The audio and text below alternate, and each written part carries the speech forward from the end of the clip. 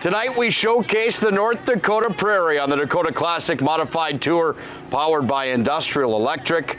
Ladies and gentlemen, good evening and welcome to the pre-race show for round number 5 of 6. I'm Nick Holberg, joined again by Mr. Ben Dethridge. Ben, the North Dakota Prairie is hot again here today, and the racing action has been just as hot. Could it be any better so far on the Dakota Classic Modified Tour, powered by Industrial Electric? And it has been an adjustment to the climate, but you know, that wind, that cooler wind kind of helps.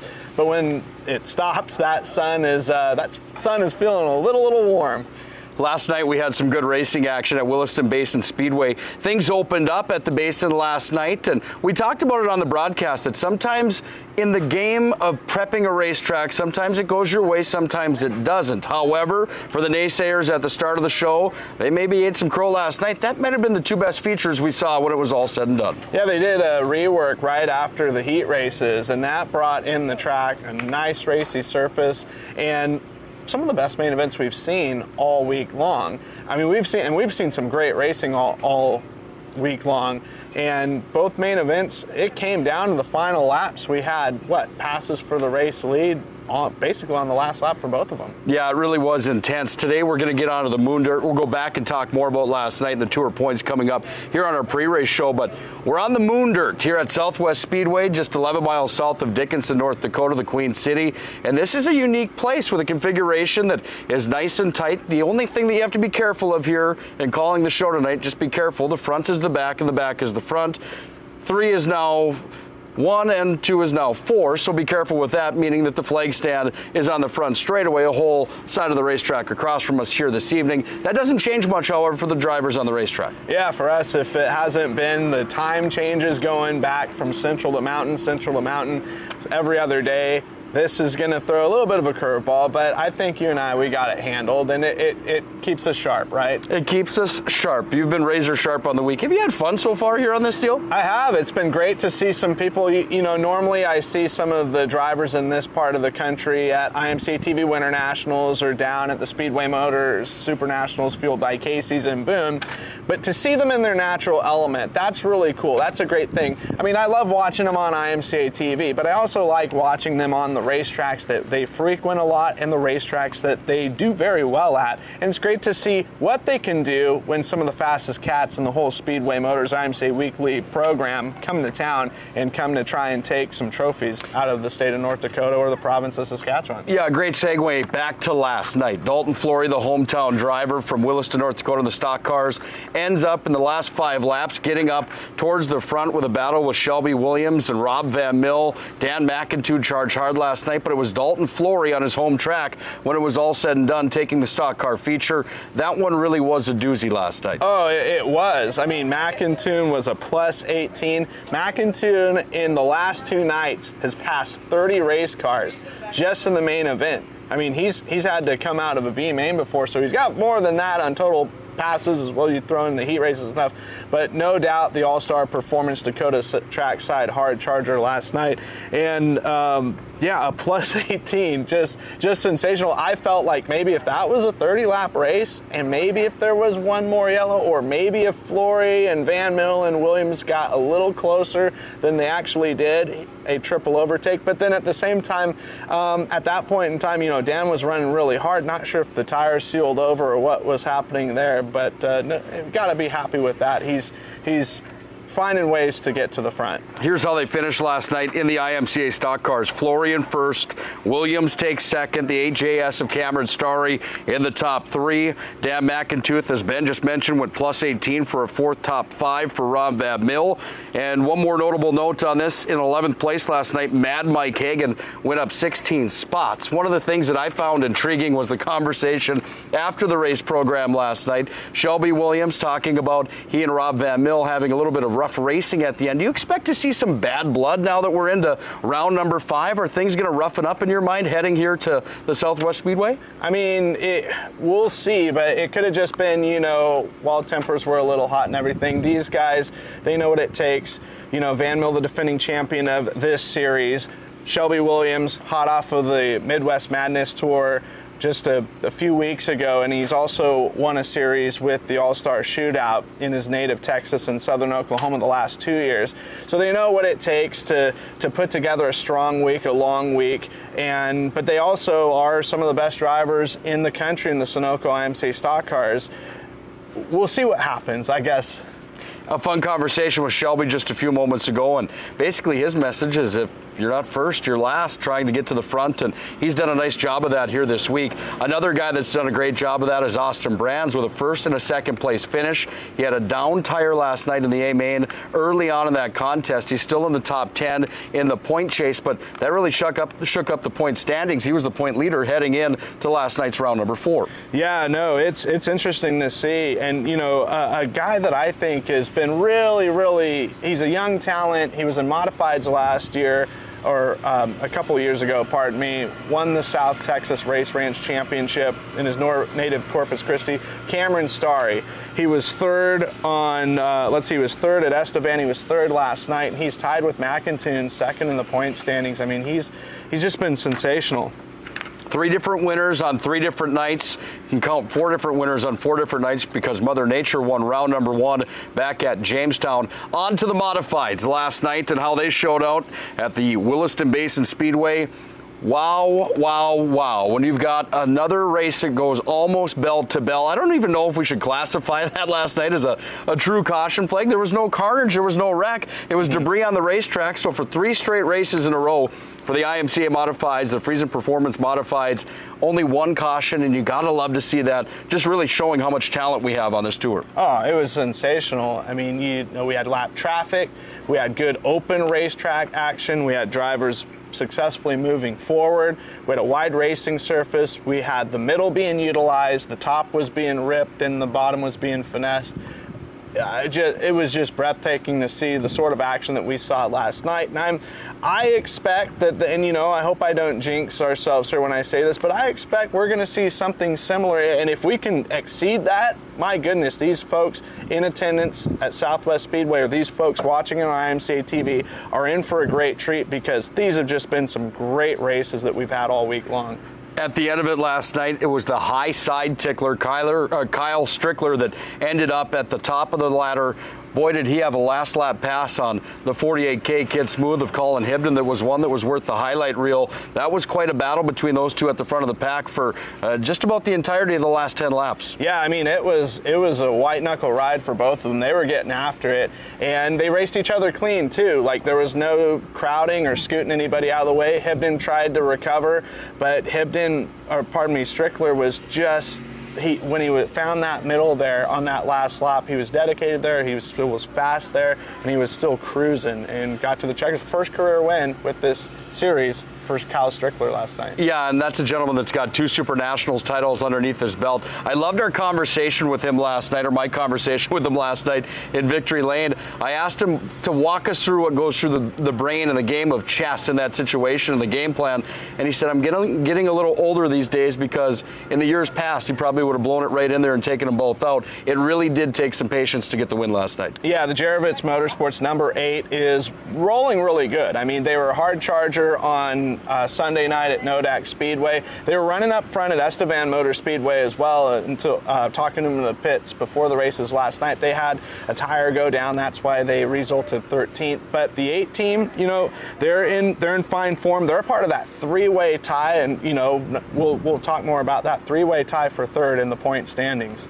Ethan Broxma ended up with a 3rd last night. It was the Boomtown Bullet, the hometown driver, and Brady Biella that ended up in 4th. Cody Laney got into the top 5. Tim Ward ended up with a top 6 last night. And I'm telling you, after the racing program we saw last night, we set our tone now to the Southwest Speedway on the Moon Dirt here in Dickinson, North Dakota. It was Jerry Flippo last year that had a victory here. Do you expect to see another driver get into Victory Lane that already hasn't this week? Or is one of these guys that has already done it this week going to get the job done? I mean, I think it's a very strong possibility we're going to have 4 winners in 4 races.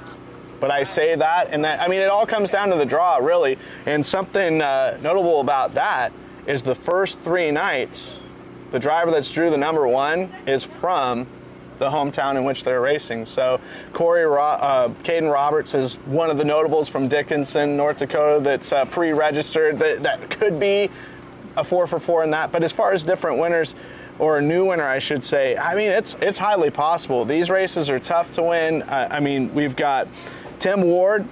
That's a potential driver that could get. He's got a 6th, a 7th, and a 6th. He's in good form, and kind of a guy I think not to sleep on is Eddie Bellick from Colorado. Right now, 2 straight 8th place finishes. Started the week off with a 7th. I mean, that's a guy maybe you might want to take a chance on and bet that could do really well. I think Cody Laney's another one of those players in the game that has had speed on the week, looking for some luck here as well. We talk about that elusive number 100 for Tim Ward, and earlier on this week in the opening night at Nodak Speedway, I talked to him, we interviewed him for IMCA TV and talked about how much pressure that is, having that number 100 hanging over your head. He's really looking to shake that off here this week. Yeah, and a lot of it just comes down to doing good in your heat race, preferably winning your heat race, and drawing the number 1. It's not a guarantee, or drawing good. We'll just say drawing good. Getting in the redraw is key to winning these races. It's not impossible. It's not saying that just because you have to come out of a B main or just because you start 9 through 12, your night's over, put it in the box, you're not going to win. Not saying that at all. It just makes it a bit harder. And yeah, going back to Cody Laney, 2 5th place finishes, 2 straight 5th place finishes for the 5L, originally from Torrance, California. On to our stock car points. Let's take a look at how they shake out as we enter round number 5 here at Southwest Speedway of the Dakota Classic Modified Tour, powered by Industrial Electric. 26 points separates 10th place to 1st, with 2 race nights remaining, with 40 points on the line for a 1st place finish, 39 for 2nd, and on down. It's anybody's game still. However, it's Shelby Williams at the front of the pack with a 2-point lead on Dan McIntoon and a 2-point lead on Cameron Starry. Rob Van Mill sits in 4th. He's 3 points back. Also 3 points back, 6 points back for Van Mill. Austin Brands is 15 points back after the DNF last night. Gabe DeShaw, 18 points back. Zach Madrid, 20 points back. Brody Carlsrud having a nice run in 8th. Mad Mike Hagan, 9th. And Brendan Labatt in that 10th spot on this stock car race for a championship. Do you expect to see that shuffle a little bit as the night continues on here tonight heading into Mandan? I think tonight could be the blenders definitely get powered on as far as shuffling about and shaking things up. I mean, you mentioned a couple names there that, sure, they may not be getting top 5s or podiums, but Gabe Deschamps and even Kyle Schulp to another point, too, in the Sunoco IMCA stock cars. You got Deschamps, this young racer from Bottineau, North Dakota. He's done so well with the Tougher Than Dirt Tour, a 2-time defending champion of the Friesen Performance IMCA Northern Sport Mods. He's yet to finish outside the top, he's finished outside the top 10 once, but it was 11th at Nodak, 10th at Estevan. Last night he was 9th.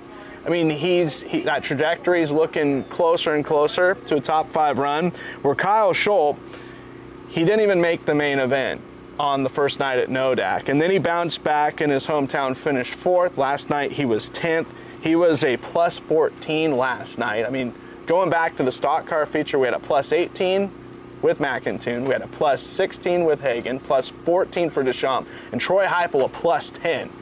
And that's just in summary of the sort of action that we've been seeing all week. It's not one of those deals that everyone's finishing where they're starting, or they only got there because of the luxury of inheriting positions. We're having not very many yellows, and we're having guys do overtakes. I mean, we had McIntoon last night, 3, sometimes 4 cars at a time just swinging at him and getting by him all in one corner. On top of all that, we've had racetracks to perform on, and it has been the same song and dance in the modifieds. Looking at the points for the Friesen Performance IMCA Modifieds, 31 points separates 10th from 1st. Ethan Broxma from Newton, Iowa is your point leader. He's got a 12-point cushion on the defending champion, Tim Ward, in the 4TW. Kyle Strickler slides up to the 3rd place spot, tied with 2 other drivers, one of them Justin O'Brien and the other Eddie Bellick. Colin Hibden sitting in 6th in the points after not making the show in Estevan after winning Minot. A nice bounce back last night for him, by the way. Definitely. I mean, you definitely could tell he wanted to win that one, but, they put it in the box. 2nd to Kyle Strickler, one of the best in the nation, one of the best to race in a Friesen Performance IMCA modified, and no shame there. And it shows that they got the giddy up in their step back. And no doubt, I think he's going to be fired up to win even more now here at Southwest Speedway. Another guy that's going to be looking to win tonight, Travis Hagan, currently 7th in the points, Cody Laney in 8th. Tom Berry Jr. packed up last night and headed off of the grounds of the Williston Basin Speedway. He's back here tonight. Look for him to return with a vengeance tonight too as well, I'd have to think, after a big win up in Estevan, Saskatchewan. Yeah, he won here in 2022, and he'll like to break that tie with Ricky Thornton Jr. for the most all-time wins in the modern era since 2006. Well, your closing thoughts? It's about that time, my friend. Well, going back to who could possibly be a party spoiler, I would maybe take a stab with 2017 champion here, Jason Walla. He was the All-Star Performance Dakota Trackside Hard Charger last night for the Friesen Performance IMCA Modifieds with a +10 effort.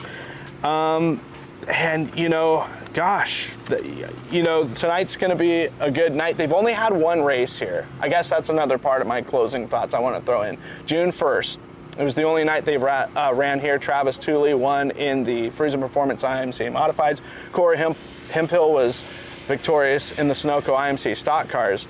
So there hasn't been a lot of laps ran here, so we'll see. We'll see what happens, and I think that could maybe be a determining factor too. Kind of everybody, as far as 2024 is concerned, is kind of on an even playing field. For me, my closing thought would be that the North Dakota Modified Tour, the Dakota Mod Tour that heads up to Estevan, Saskatchewan, has got some pretty righteous backdrops. This one is one of them. You see it in our background here, and tonight when the lights go down and the big wind towers lights go up this evening, you're going to be in store for a beautiful landscape that's going to overlook some of the best race car drivers in the United States of America and Canada. They're going to rumble tonight. We've had 6 different features on the tour so far. We've had 6 different winners. Will it be 8 for 8 tonight, or will somebody go double up on the week? We're going to find out. We're going to head up to the booth and get ready for our opening ceremonies here this evening. You still have time to join us live on IMCA.tv. Watch the entire race program tonight. If you've missed it so far this week,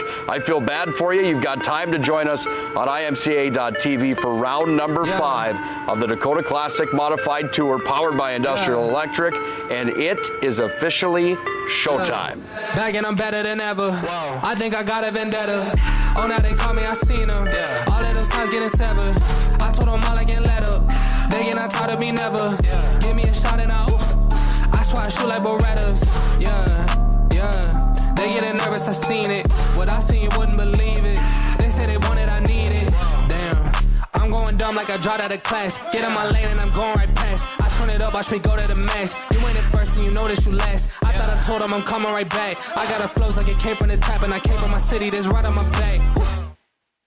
Race fans, it is time at the Southwest Speedway. Welcome to one of the premier racetracks in North Dakota with a backdrop unlike any other. And tonight we've got a race unlike any other. It's the 2024 Dakota Classic Modified Tour, powered by Industrial Electric. If you're watching the pre-race show and the live feed on Facebook, it's time to hop on off and head over to IMCA.tv to watch the remainder of this race program.